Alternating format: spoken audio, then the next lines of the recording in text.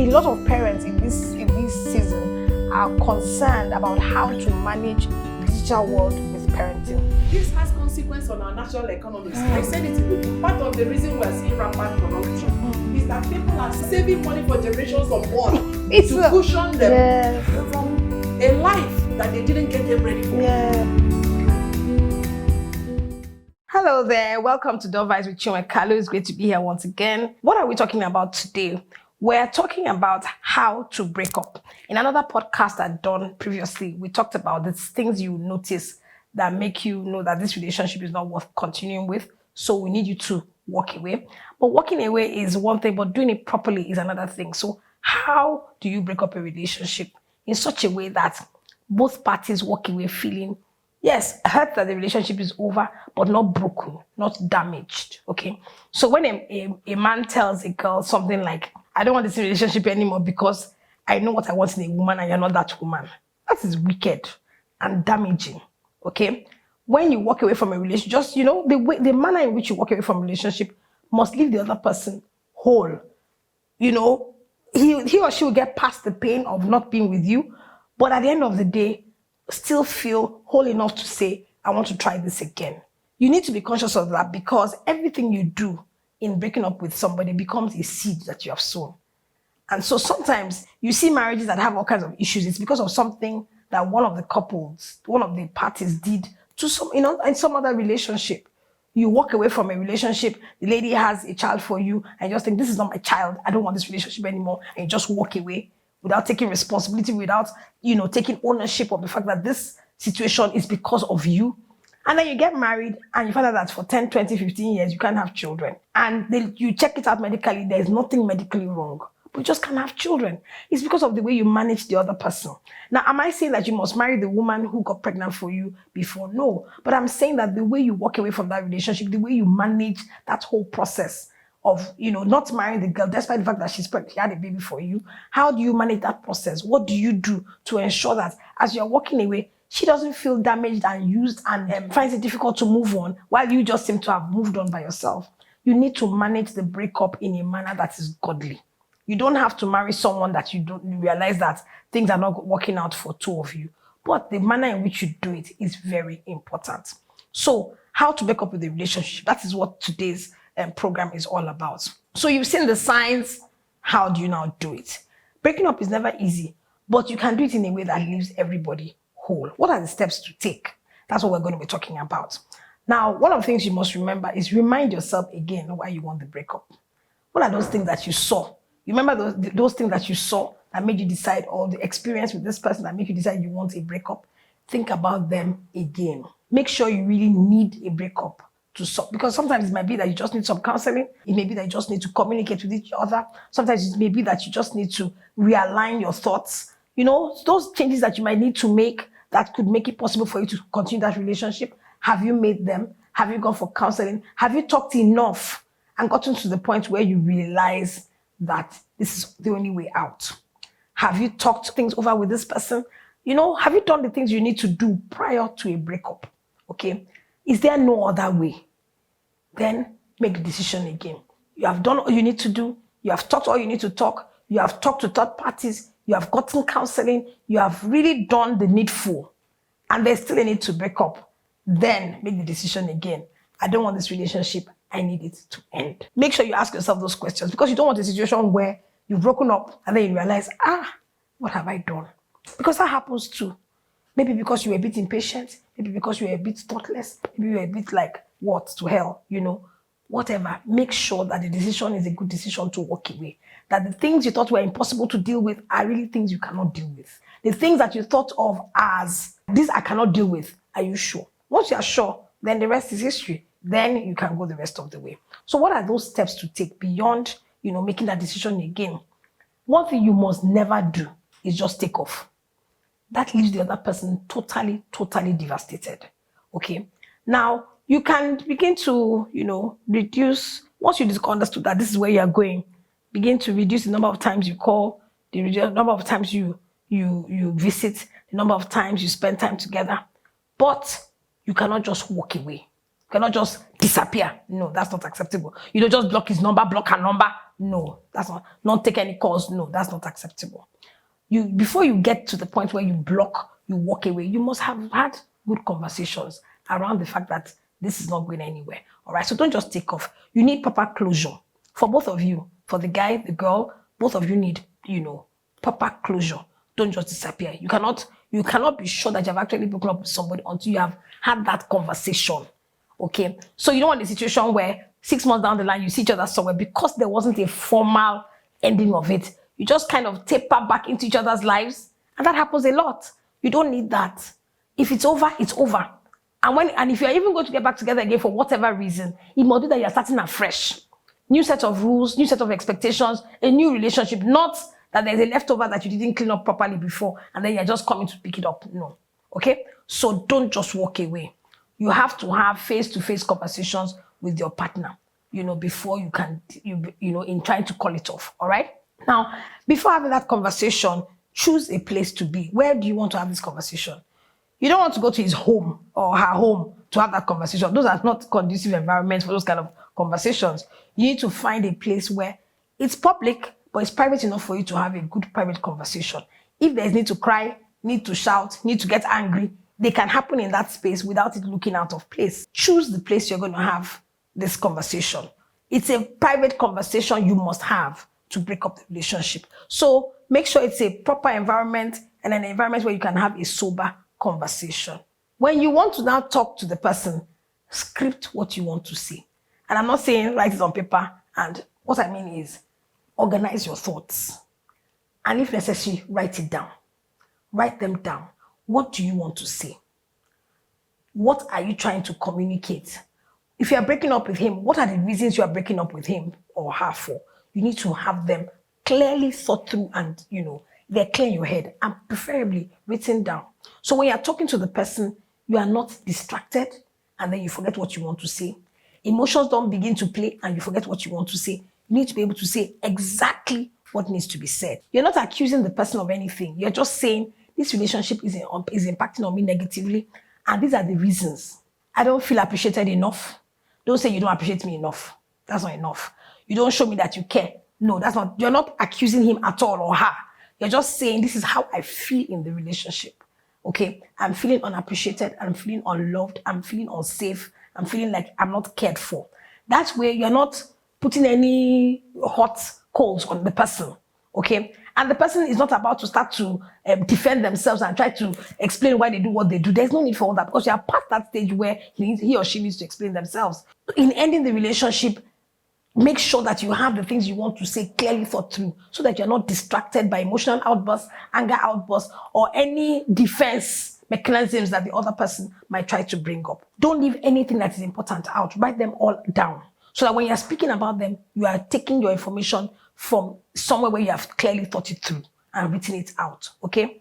Don't get distracted by the way the conversation should go because you have properly scripted what you want to say and what you need to say. So remember, you're not accusing the person. You're just telling the person that this is how you're feeling about this relationship. And because of these negative feelings you are feeling, you feel that it's time for you to end the relationship. Script it. Don't leave it to your brain because remember that this person you are with is someone you actually care for. It's actually someone you love. You're just breaking it up because you're not experiencing some of the things that you think a relationship should give you. So if you are there and you're not concise in your thoughts, you are not clear in your thoughts, you're going to get distracted and you're not going to be able to do what you need to do. Some relationships might be, you can love the person but still realize that this person is not good for me, okay? And in such a case, you still walk away and then deal with the affections and the emotions that you feel towards this person later, which is why the conversation needs to be properly scripted. Script what you want to say and say what you have scripted. Don't leave anything out, okay? Don't be accusing, but express the way you are feeling in the relationship. That way, the person understands that it's not like I want to kill you, I want to attack you. I just realize that this relationship, this thing is not working for two of us because I'm expecting to feel this way, but I'm not feeling this way. These are the things I'm feeling, all right? So the person can now later on start to think about it and say, why is she feeling that way? Is it because something I did? That is the person's personal dealings with what you have told him or her, but you need to script what you have said. So don't accuse your partner and don't accuse them of shortcomings. Now, in the areas that they have disappointed you or have not been up to par, yes, they have shortcomings, but don't tell them you have shortcomings. No. Just always make it about how you have experienced the relationship and how that experience is not what you wanted, and so you want out. So this is not the time to try to point them out and try to make them repent. No. Just focus on the relationship not meeting your expectations. Remember, your partner may have a few things to say. Allow him or her to talk. Allow them to talk. Allow them to express themselves. And listen to them. Hear them out. And take responsibility for anything that you might have also done wrong. Because I sincerely believe that no relationship really goes bad with two people not doing things that are wrong. Take responsibility as well and make him understand that, see, it's not just your responsibility, just that it's not working. And whatever it is that he or she points out to you as also being part of the things that might have been making them behave in a certain way or might have made you feel the way they are feeling, fine. All right? Hear them out as well. Make sure you also listen to what they have to say. But remember that you have a mission. Your mission is not to reconcile. These are not reconciliation conversations anymore. This is now a breakup conversation. So keep it that way. Now, in breaking your information to this person, you must foresee certain reactions. You understand? Don't expect that your partner will just hear you and walk away. Okay? Your partner may begin to appeal for a second chance. This is not the time. This is not the time. This is not the time. Appealing for a second chance should have happened at the time when you had conversations and you were saying, please, I don't like it when you're doing like this. So this is not the thing I'm expecting. That's the time to ask for second chance. But when you're not asking for a breakup, that's not the time for him or her to be asking for a second chance. It's already late. So don't be distracted. Keep to the decision that you have made. Or he or she may want to remind you of how things were before and remind you of some good moments. That's a distraction. Don't allow yourself to be distracted. Because remember, you have gone through the process of, asking yourself pertinent questions before you got to the point where you realize this thing is not going to work. Let me let it go. So that last minute attempt of a partner to remind you of some of the good times you had is just a lame attempt not to be left hanging on the wall, so to speak. Don't let it distract you.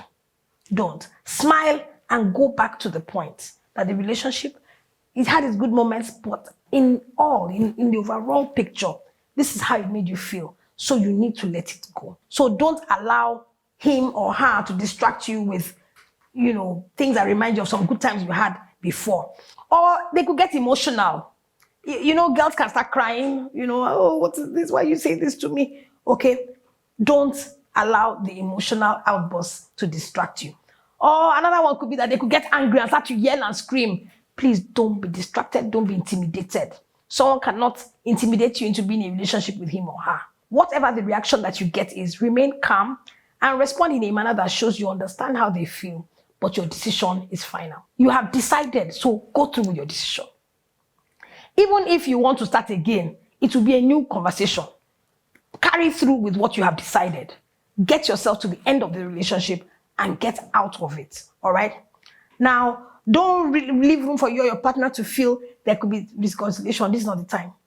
No, this is not the time for reconciliation. Don't leave room for the partner to think, okay, maybe a year down the line, maybe when I've come back from doing my master's, then we can talk. No, don't do all that. All right? Then just end it.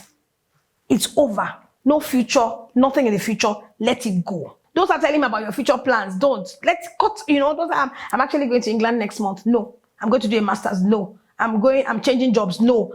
That is the time to end it. Don't give any information about your future, about the plans you have or the things you're trying to do. No. Because when you do that, you are giving them a suggestion, you're suggesting to them that that you are willing for them to be part of your future. And that's not what you want. It's over. Let it be over to you and then communicate that to this person.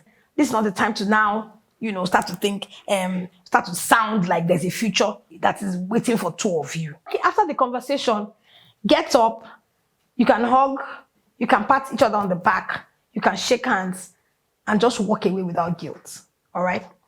Your breaking up does not mean you do not really care for this person. You do, you may, but you have to have the courage to hold your head up and just keep walking.